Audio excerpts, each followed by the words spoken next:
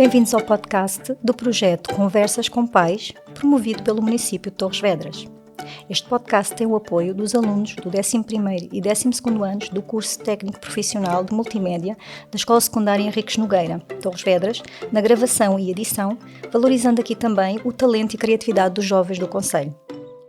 Alimentar com sabor, da escola à mesa de casa, é o tema deste primeiro episódio e que está integrado no mês da alimentação. Iremos falar sobre algo que une as famílias, escolas e municípios, a alimentação dos mais pequenos.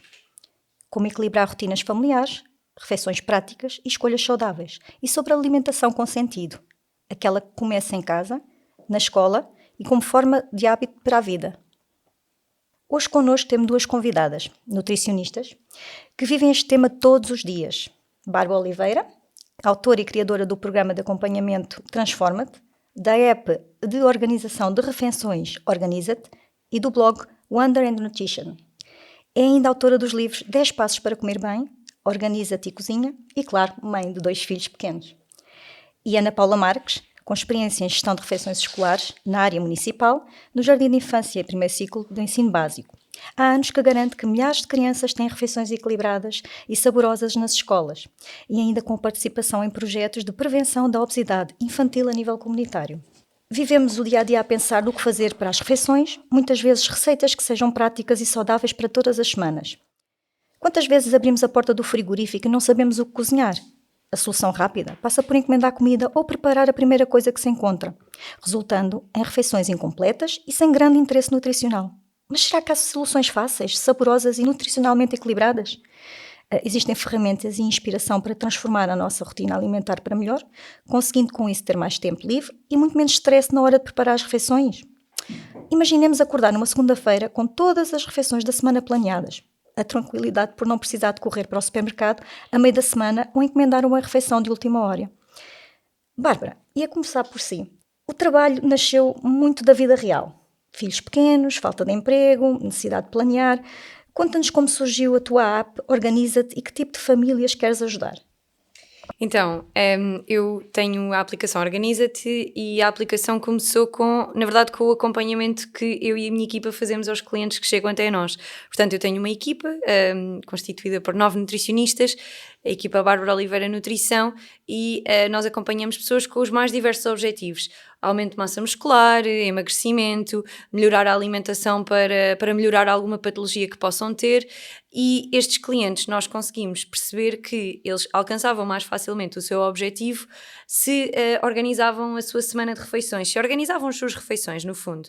Então começámos a perceber que se as pessoas se organizavam e conseguiam alcançar objetivos, então era aqui que nós tínhamos de trabalhar com elas, com a questão da organização semanal de refeições. E nós normalmente pensamos, a organização semanal de refeições é aquela meal prep que vemos as caixinhas todas organizadas no frigorífico com todas as refeições para toda a semana. E não tem necessariamente de ser isso. É aqui uma questão de saber exatamente o que é que se vai cozinhar, quantas vezes na semana é que se vai cozinhar, o que é que se vai cozinhar, o que é que precisamos de comprar ainda para ir cozinhar.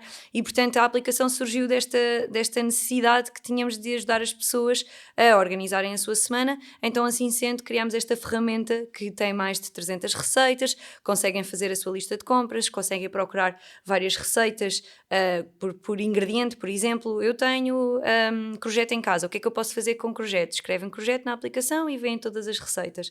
E surgiu aqui desta necessidade, exatamente porque percebemos que quem se organizava tinha melhores resultados. Uhum.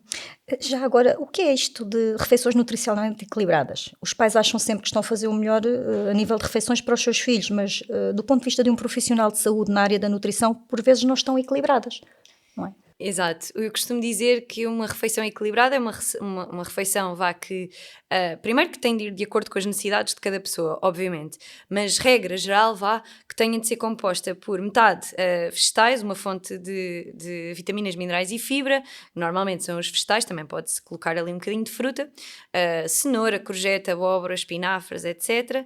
E depois a outra metade do prato dividida em dois, uma fonte de hidratos de carbono, portanto estamos a falar do arroz, da massa, da batata, e uma fonte de proteína, que pode ser proteína de origem animal ou vegetal, e temos, portanto, a carne e o peixe, os ovos, mas também temos, por exemplo, as leguminosas, como o grão, feijão, lentilhas. E acaba por ser, então, uma refeição completa, que ainda pode ser adicionada uma fonte de gordura, ou um bocadinho de azeite, ou uns frutos secos, ou umas sementes. Portanto, isto é uma refeição que eu diria que é equilibrada, onde há espaço para tudo nas quantidades certas. Introduzindo também aqui uma outra ideia que é do sugar free, sem açúcar. Atrapalha muito a ideia que os pais pensam que estão a escolher as melhores opções também para as crianças, para as suas crianças, não é? Sim, portanto, quando nós vemos no supermercado a indicação de que é sem adição de açúcar.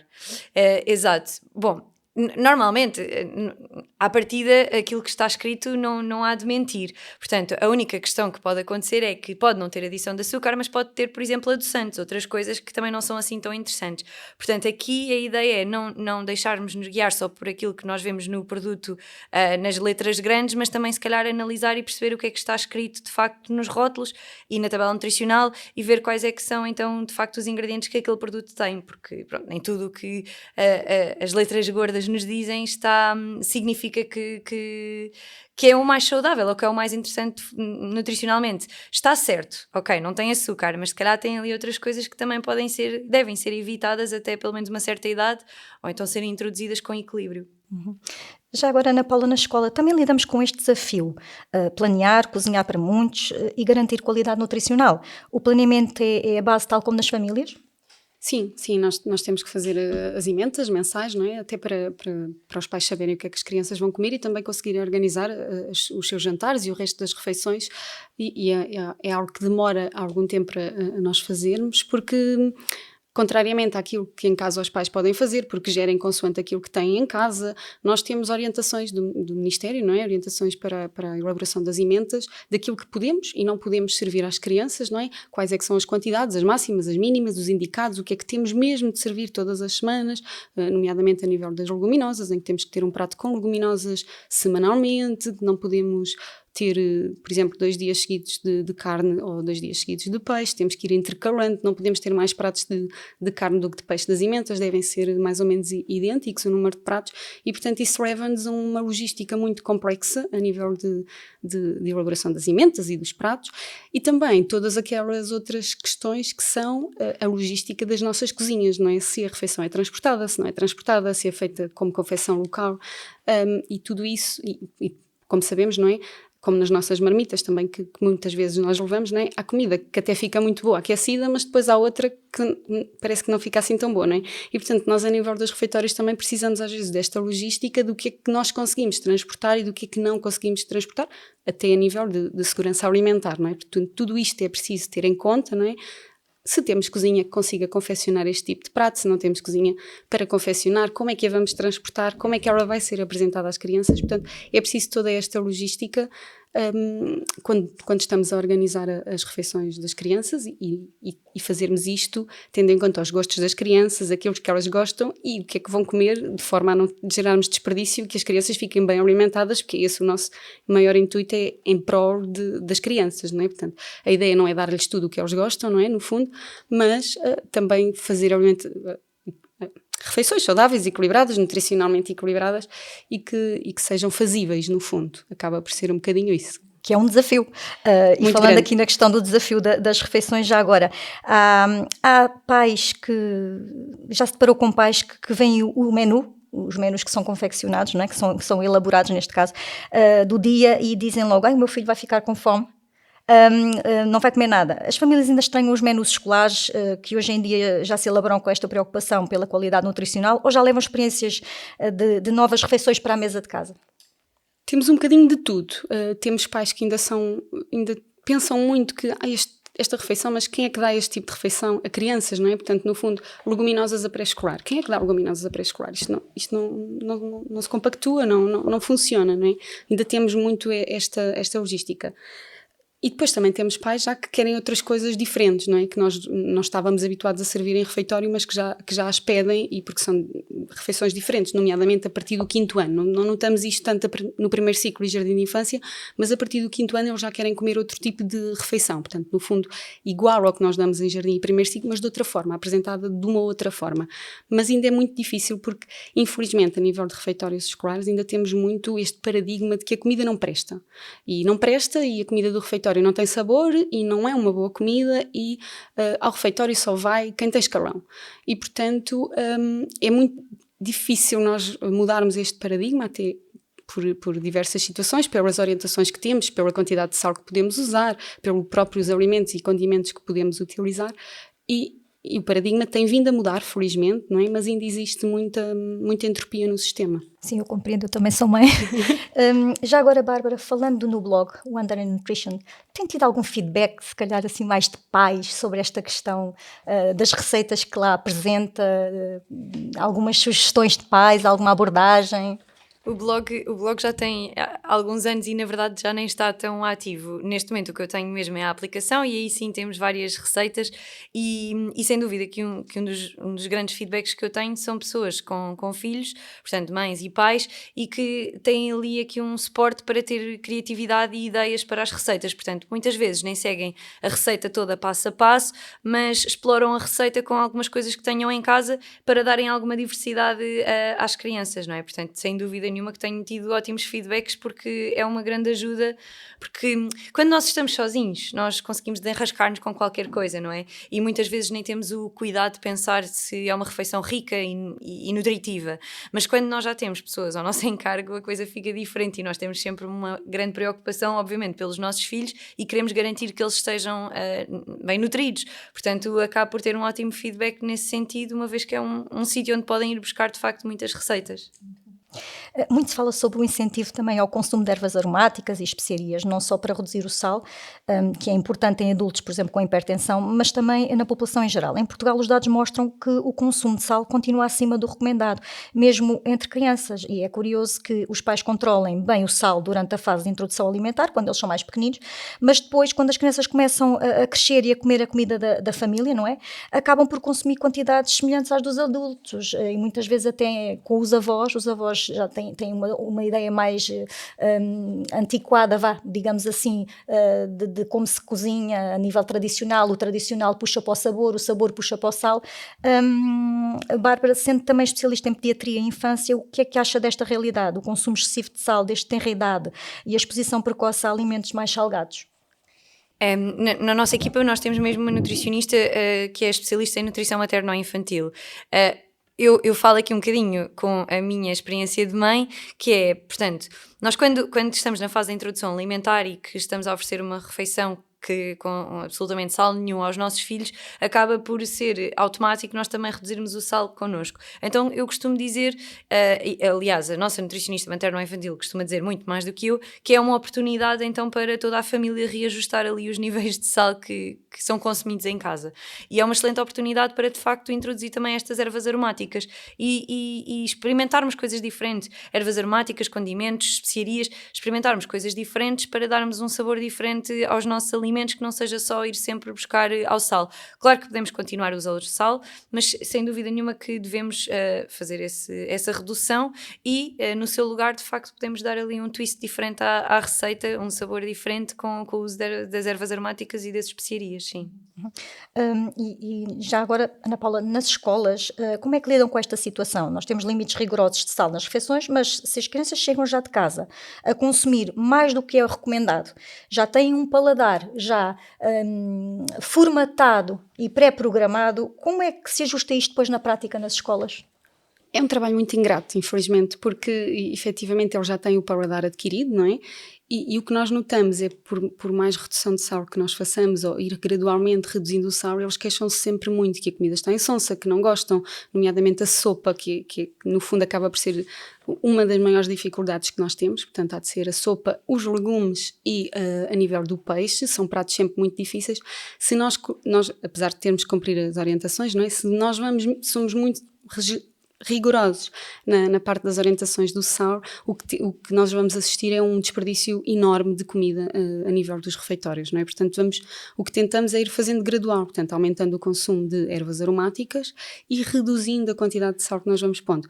Só que é muito ingrato, por exemplo, olha, posso-lhe dar um exemplo, às vezes fazemos peixe no forno com orégãos ou com ervas aromáticas por cima e eles não comem porque vêem umas coisinhas pretas por cima e, portanto, é muito ingrato nós conseguirmos explicar-lhes que aquelas coisinhas pretas são ótimas e que são aquelas ervas que estão a dar sabor ao peixe. Quem diz ao peixe, às vezes nós colocamos, por exemplo, orégãos no esparguete. É o suficiente para não comerem porque tem umas coisas escuras no esparguete e, portanto, já não vão comer e, portanto, não, é um trabalho mesmo muito ingrato e, portanto, era muito importante que as famílias em casa também fizessem esse trabalho, não é? Esse trabalho da redução de sal. Não era deixarmos de usar, efetivamente, não é? Era fazer um trabalho conciso de redução para que quando as crianças chegam à escola não notem uma diferença tão grande daquilo que é apresentado nas nossas casas, não é?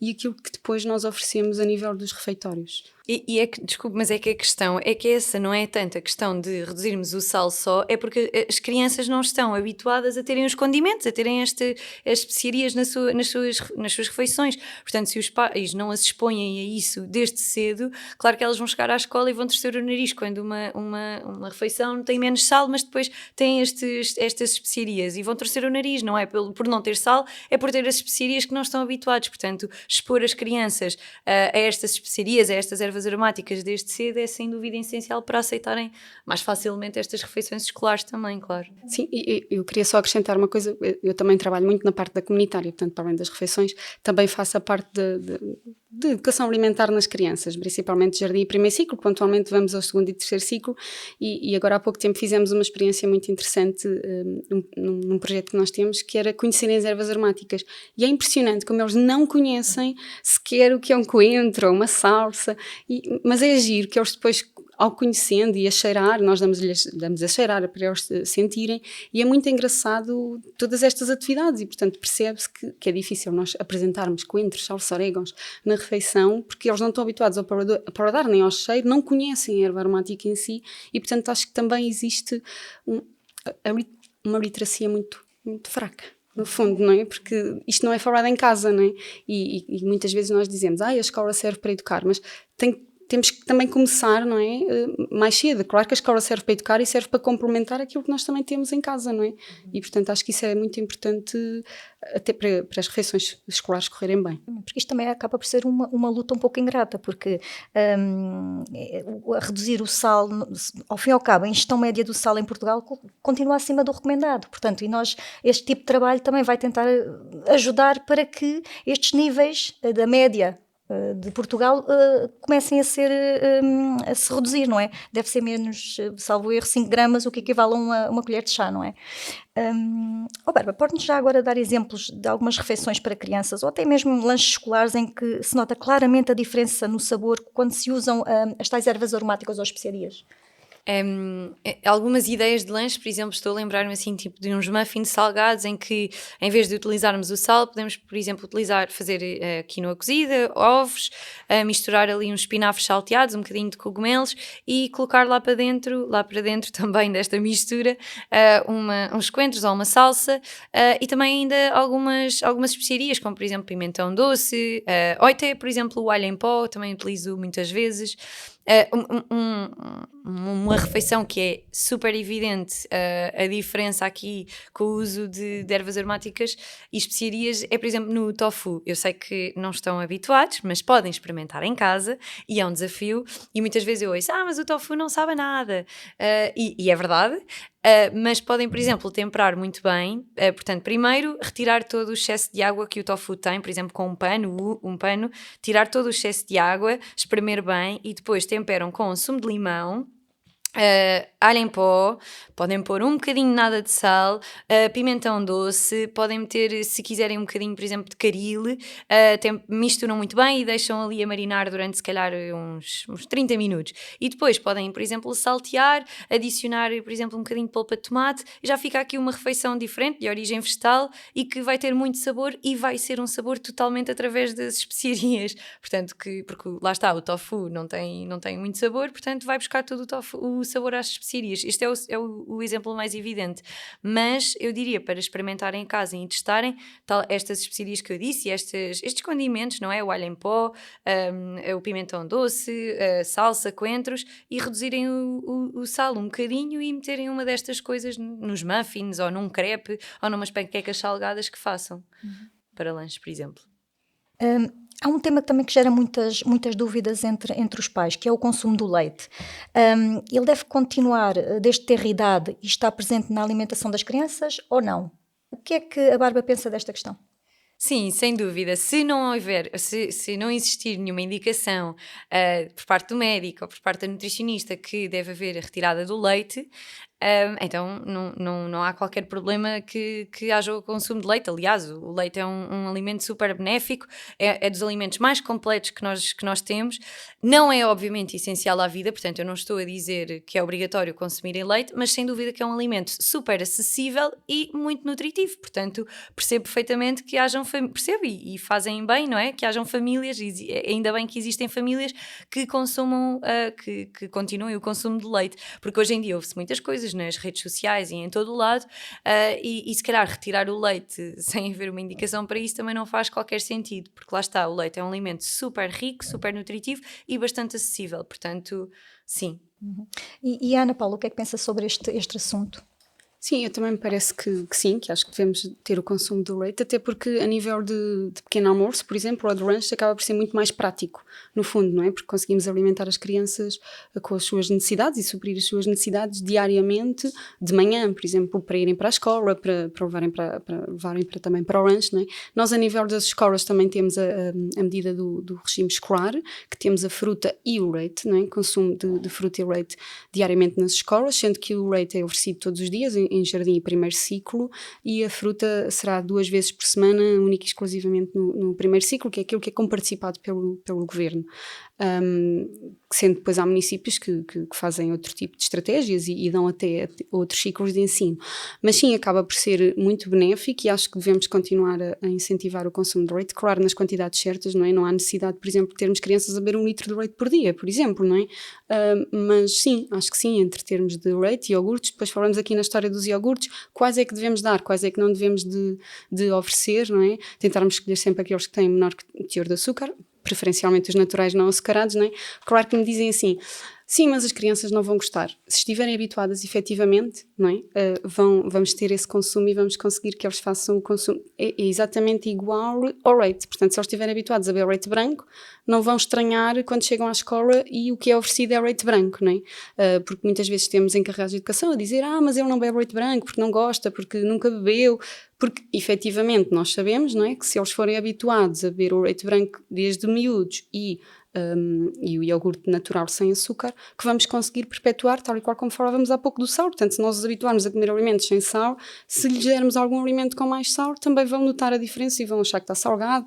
Portanto, há que educar os paladares das crianças desde tenra idade, não é? E mantermos essa educação dos paladares, perpetuar ao longo da vida, no fundo, para que tenhamos também adultos saudáveis, não é? Porque nós o que queremos é reduzirmos as doenças crónicas na idade adulta e, portanto, é nas nossas crianças nas escolas que temos que começar a fazer todo este trabalho, não é? No fundo é isso. Mas sim, o consumo de leite, acho que sim, nas quantidades certas, e acho que é um alimento muito válido para que nós façamos pequenos almoços, lanches saudáveis, até para enviar para a escola, porque não se estraga, não é? Portanto, consegue dentro do pacote, é fácil, não é preciso aquecer e, portanto, acaba por ser muito prático para eles levarem para lanches para as escolas. Aqui a questão fulcral é mesmo a educação alimentar parte de casa e tem mesmo que partir. Sim. Sempre. Pois há um complemento com as escolas e com os profissionais da área da nutrição.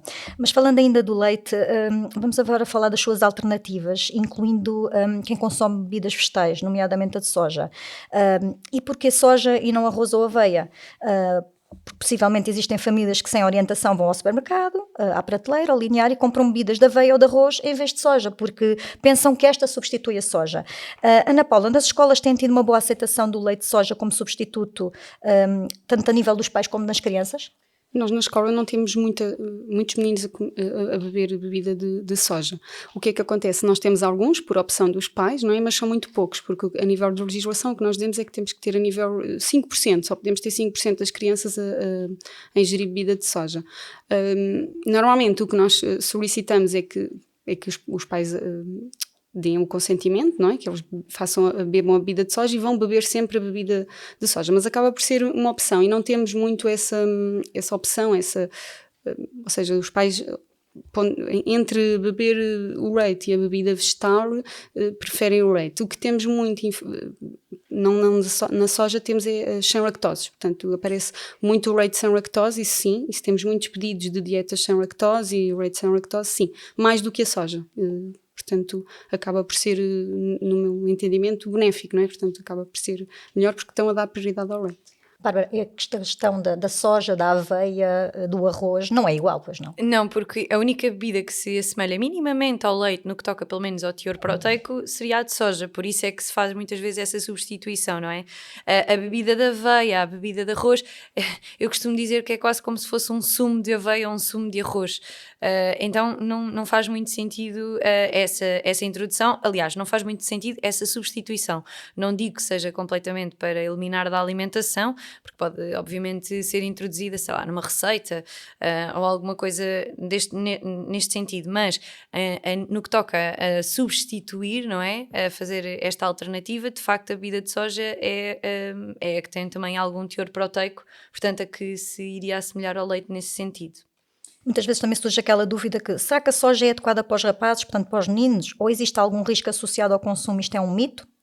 Então, o que a evidência diz é que, de facto, não há qualquer problema, desde que seja consumido nas quantidades certas, em moderação. Não há qualquer evidência que diga que os rapazes não possam consumir bebida de soja, nem produtos de soja. Consideram mesmo? Sim, exatamente, sim. Nós usamos, só para complementar, nós usamos às vezes a soja quando temos algumas crianças com alergia alimentar. Portanto, quando não podem efetivamente ingerir alimentos lácteos, portanto fazemos essa substituição a nível dos lácteos e aí não temos outra opção senão privilegiarmos a soja. A nível da soja nas refeições, podemos dar uma vez por semana, portanto a soja ou as leguminosas, incluir uma vez por semana no prato, mas ainda não temos aquele consumo intensivo de soja, portanto será pontual ou esporádico e portanto porque também não sabemos a nível de quantidade que pode ser ingerida ou que deve ser ingerida e, portanto, tentamos também privilegiar a nível dos menus escolares outro tipo de leguminosas, portanto, o feijão, o grão, as favas, as ervilhas, as lentilhas, que são algo mais adaptado à nossa dieta mediterrânica do que propriamente a soja. No fundo, acabamos por privilegiar esse tipo de leguminosas e esporadicamente darmos então a soja. Isto leva-nos também a um outro tema, que será saudável ou não proporcionar às crianças o contacto com refeições sem proteína animal e até disponibilizá-las ocasionalmente nas refeições, tanto em casa como na escola. O que é que a Bárbara tem a dizer sobre este assunto? Claro, acho que lá está, tal como no menu escolar vai havendo aqui uma variedade, não é? Entre carne, peixe e leguminosas e tal como eu disse ao início, uma refeição equilibrada é uma refeição que tenha uma fonte de proteína, mas essa fonte de proteína pode ser de origem vegetal como de origem animal. Portanto, eu normalmente, um exercício que eu faço muitas vezes em consulta ou em informações ou em sessões que eu faço de organização semanal de refeições é fazerem uma lista dos alimentos fontes de proteína favoritos. Por exemplo, e não estou a falar só, e não quero que as pessoas falem só da carne e do peixe, não é? Quero que coloquem, por exemplo, o grão, qual é que é a forma de que mais gostam do grão. Eu adoro esta fonte de proteína que é grão salteado, ou então em humus, sob a forma de humus, ou por exemplo lentilhas, bolinhas de lentilhas, ou um feijão salteado. Portanto, há imensas formas de cozinhar as leguminosas e que elas sejam aqui uma boa fonte de proteína. Portanto, o que eu diria, no menu, tal como no menu escolar, no menu semanal de refeições lá para casa, tentar variar uma refeição de carne, uma refeição de peixe, uma refeição de leguminosas e desta forma conseguimos ir introduzindo as refeições vegetarianas também na família. Ana Paula, e nas escolas como é que está a ser implementada esta realidade das refeições sem a proteína animal? na minha experiência pessoal, não é? Nós ainda não temos efetivamente o prato das leguminosas uma vez por semana, portanto ainda não temos isso implementado. Temos assim o prato vegetariano, mas todas as semanas temos um prato que contenha leguminosas, portanto temos sempre o feijão, o grão, as ervilhas, até por vezes, às vezes favas, por exemplo, temos um creme de favas que não é nada bem aceito, nem é para as crianças, não é? Mais pelos encarregados de educação, porque acham que não é um tipo de alimento que seja de dar às crianças, portanto, porque acaba por ser uma sopa com um sabor muito ativo e, portanto, nunca se viu fazer creme de favas. Portanto, é uma sopa como outra qualquer e acaba por ser uma forma de nós conseguirmos dar a leguminosa, no fundo, não é? Às nossas crianças de uma outra forma, se calhar até que eles comem melhor do que se elas estivessem no prato, não é? Mas sim, acho que o caminho deverá ser esse, não é? Introduzirmos uma maior quantidade de leguminosas a nível dos menus escolares, porque efetivamente as crianças não estão habituadas e fazia parte da alimentação anteriormente, portanto deixou-se de usar muitas leguminosas nas nossas alimentações em casa, não é? E acho que deveríamos de privilegiar, porque são alimentos muito importantes, nutricionalmente são muito bons, e acho que devemos de incentivar esse consumo das leguminosas no prato. Pronto, nós tentamos para já introduzir nos outros pratos, não é? Para os ir habituando, mas percebemos que não existe muito esta ingestão das leguminosas em casa, portanto, porque devem ser mais difíceis de confeccionar, porque não são tão práticas.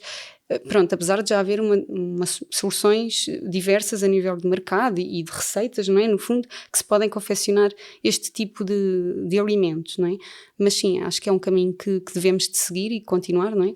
Porque os nossos antepassados comiam muitas leguminosas, não é? Privilegiavam ainda mais do que a carne e o peixe, e não digo ainda mais, mas pronto, faziam aquelas sopas com feijão, aquelas sopas antigas, com as leguminosas, não é? Que era para dar força, no fundo, para quando trabalhavam no campo. Pois, Ana Paula... Desculpe, e de facto começa em casa, não é? Não é só Sim. nas escolas, é um trabalho que começa em casa, porque claro que eles vão torcer o nariz quando chegarem à escola se a sopa for sopa de favas, porque não têm o hábito de comer as favas em casa. A Ana Paula já deu aqui algumas dicas que se podem utilizar com as crianças, por exemplo, na sopa das favas. Que dicas é que a Bárbara pode nos dar aqui aos pais? A minha dica principal é experimentar e nunca aceitaram, eu não gosto, olha, mas vai-se experimentar desta forma, portanto, não gosto de favas no prato, então, mas vamos experimentar umas favas salteadas com um bocadinho de quinoa e um bocadinho de queijo feta, vamos juntar, por exemplo, alimentos de que gostes mesmo, eu adoro tomate, então vamos experimentar uma salada de um bocadinho de favas salteadas com um bocadinho de tomate bem temperado. E, portanto, experimentar de várias formas, não assumir logo que é não gostar. Mas isto é uma coisa que não só começa de casa, como começa do exemplo dos pais. Porque se um pai torce o nariz a comer favas, é óbvio que o filho também vai torcer o nariz a comer favas. Por isso, se nós queremos que os nossos filhos tenham uma alimentação equilibrada, variada e completa, nós também temos de ter uma alimentação equilibrada, variada e completa e não podemos estar a torcer o nariz aos alimentos. Por isso, nós temos de dar sem dúvida nenhuma o exemplo. E claro, variar e submeter a criança ao alimento das várias formas possíveis para que ele de facto diga, eu adoro, não gosto assim, mas afinal gosto assado. Portanto, vou começar a consumir dessa forma. As leguminosas, eu costumo dar várias receitas. Acho que podia ficar aqui a falar durante 2 horas com receitas de leguminosas, mas podemos utilizar, por exemplo, a saltear, a fazer tipo hummus, pode ser hummus de feijão, hummus de grão, costumo fazer hummus, por exemplo, com feijão e junto um bocadinho de espinafres e fica tipo um esparregado. Gosto muito de fazer também, sei lá, rechear, por exemplo, uma batata com um grão salteado, portanto, há inúmeras formas de utilizarmos as leguminosas, como substituição da carne, por exemplo, as lentilhas, parece... A textura delas e o tamanho delas vai conseguir ser semelhante, por exemplo, à carne picada, então podemos rechear uma berinjela com lentilhas, podemos utilizar as lentilhas à bolonhesa, podemos utilizar as lentilhas numa lasanha, enfim, eu posso ficar aqui a falar claro. Infinitamente sobre isto. Mas falam também muito de equilíbrio e de comida verdadeira, comida de verdade. Há uma base comum a tudo isto, que é a dieta mediterrânica, que nos diz muito, não é? Ana Paula, como é que se promove esta questão da dieta mediterrânica nas escolas? Como é que ela está a ser implementada e a nível comunitário também? Sim, nós temos alguns pratos típicos que nós fazemos, como os ranchos, as feijoadas, jardineiras, que vamos implementando e desta forma conseguimos, então, proporcionar o consumo das leguminosas e também serem pratos mais saborosos, no fundo, acabam por ser pratos compostos, não é? Que nós também temos na ementa e como se tem algum outro paladar, porque pronto, tem sempre mais algum tempero e são pratos que têm molho, que às vezes os miúdos também gostam imenso de pratos com molho. Acabamos por, despercebidamente, eles comerem este tipo de alimentos, porque estão misturados, até às vezes porque comem mais um bocadinho de legumes, porque até estava misturado na carne e eles não se aperceberam que estava o legume misturado, não é? E sim, nós estamos a fazer maioritariamente pelo rancho, feijoadas, jardineiras, mais por aí. Pronto, apesar de termos que fazer um consumo das leguminosas, é como eu digo, é muito difícil ainda que eles as comam. E depois existe também ainda muito a contraditória de este tipo de pratos não é pratos que se dê num refeitório, então agora vamos dar feijoada a crianças. Parece que não tem jeito nenhum. Claro que não é uma feijoada como nós comemos em casa, não é? Que não tem os enchidos, não é? Pronto, será uma feijoada mais simples, não tão condimentada com todos aqueles condimentos que nós em casa utilizamos e com menos gordura, não é? Mas acaba por ser pratos que nos surpreendem, porque acaba por haver uma grande adesão das crianças, e também temos que pensar na sustentabilidade, não é? Do nosso planeta, e portanto temos que privilegiar também este consumo, e é assim que nós estamos a tentar introduzir esta parte da dieta mediterrânica nas escolas. E a Bárbara, como é que vê este tema? Como é que é, por exemplo, esta questão da dieta mediterrânica nas suas consultas? A alimentação que nós promovemos, no fundo, é uma alimentação que tem como base a dieta mediterrânica, e é interessante porque a dieta mediterrânica também privilegia aqui muito a questão da socialização e do exercício, e nós somos, a nossa cultura, a cultura portuguesa tem muito este hábito de estar à mesa, e acho que nós portugueses, na verdade, se nós formos a ver, lá está, antigamente fazíamos uma alimentação super saudável e não é preciso inventarmos muito. As pessoas têm muita ideia de que uma alimentação saudável, a alimentação ideal se calhar vem muito empacotada, e não é verdade. Nós precisamos de estar a descascar mais do que desembalar, e se nós estivermos a fazer isso, nós já estamos a fazer a nossa dieta mediterrânica, que tem o nosso azeite, portanto não precisamos de estar a inventar muito com óleos que vêm do outro lado do mundo. Precisamos de consumir o nosso azeite, as nossas sementes, as nossas leguminosas, que também na verdade são super fáceis de cozinhar, de confeccionar, e são muito mais baratas do que se calhar muitos pratos de carne. Portanto, fazer uma dieta equilibrada, uma dieta variada, é fazer esta dieta mediterrânica, com estes vários alimentos que também já abordámos. Portanto, a coerência entre o que se ensina na escola e o que se pratica em casa realmente reforça a educação alimentar das nossas crianças. Em jeito de conclusão, o que é que gostariam que os pais levassem desta conversa? Bárbara? Que, tal como existe a necessidade das escolas planearem as suas refeições, também diria que deve existir esta necessidade de planear as refeições lá em casa, e que isto não tem de ser propriamente uma complicação. Na verdade, temos de olhar para isto de outra forma, que é, nós queremos organizar as nossas refeições para termos mais variedade, para não termos tantas complicações ao final do dia de chegar e não sei o que é que eu vou cozinhar, o que é que eu vou fazer. Portanto, acabamos por ter aqui algo diferente, se calhar, todos os dias, e na verdade acabamos por ter também muito mais tempo, evitar o desperdício alimentar, ter mais tempo também para fazermos as nossas coisas, por exemplo, praticar atividade física, estar com os nossos filhos. Então é tentar descomplicar um bocadinho, e essa descomplicação vem também desta organização. E Ana Paula, já agora, o que é que gostaria de transmitir aos pais com esta conversa? No meu caso, o que eu gostava de transmitir aos pais é que confiem no trabalho que os municípios fazem, portanto, porque ultimamente os municípios têm investido muito nesta área das refeições escolares, e até os nossos governos, e portanto com orientações, com todas as práticas que nós temos que fazer no nosso dia-a-dia, e deixar um apelo, que é, sempre que achem que alguma coisa não está bem, que reportem, portanto, e que digam o que é que não está bem, que conversem com as crianças, e também o apelo de não confiem naquilo que às vezes, naquilo que chega à casa, porque nós também já fomos crianças e sabemos que às vezes tendemos a dizer que a comida não presta ou a comida não estava boa, mas nem sequer chegamos a provar, e portanto desloquem-se aos refeitórios, peçam à escola para poderem almoçar uma vez por semana, uma vez por mês. Claro que não pode ser os pais todos os dias, não é? Como é óbvio, não é? Mas a maior parte dos municípios tem essa possibilidade de os pais se deslocarem aos refeitórios escolares, verificarem como é que é o ambiente, como é que a comida é servida, qual é a quantidade que é dada à criança, qual é que é o aspecto, não é? Acho que é muito importante nós vermos com os nossos próprios olhos e acreditarmos no trabalho que tem sido feito e deixarmos de acreditar que a comida dos refeitórios escolares não é boa e que não tem qualidade e que estamos só a fazer algo que não é importante. É muito importante e deixar este apelo, confiem no trabalho que está a ser feito. Claro que há dias que corre melhor, outros dias que correm pior, mas eu acho que isso é um bocadinho como nas nossas casas, não é? Nós fazemos arroz, não é? Nem todos os dias o arroz sai bem, não é? Portanto, pode haver algum dia, também dar o benefício da dúvida, portanto, pode haver algum dia que vão e que a comida até pode não estar como vocês achavam ou imaginavam, não é? Também temos que pensar que nunca será igual à da nossa casa, porque os temperos não serão iguais.